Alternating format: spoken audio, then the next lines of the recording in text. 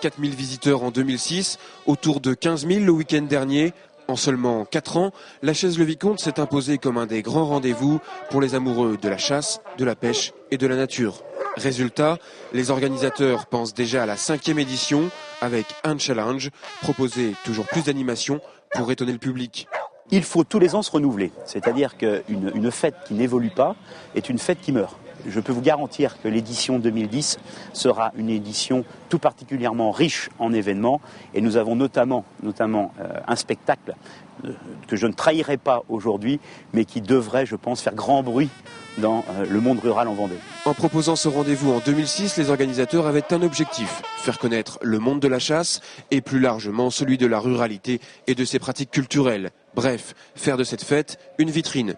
Le défi a été relevé, comme en témoigne cette année la présence de nombreuses familles, autant de visiteurs dont le regard sur la chasse aura sans doute évolué. Nous voulons justement montrer ce qu'est la chasse et ce qu'est le chasseur. Chasseur qui est avant tout un protecteur de la nature et je dirais quelqu'un qui, dans son domaine, fait de l'écologie appliquée. C'était ça la volonté.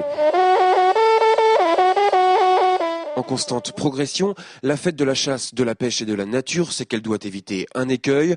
De nombreux événements liés à la ruralité ont tendance à se transformer en foire commerciale. C'est justement ce que nous ne voulons pas devenir. Nous voulons rester dans cette pratique et dans cette démonstration de l'art de la chasse. Alors avis aux amateurs, ceux qui souhaiteraient découvrir des épreuves de chiens d'arrêt, des démonstrations de chiens de chasse sous terre ou à court, mais également s'initier à la pêche, peuvent déjà bloquer le 4e week-end de juillet 2010.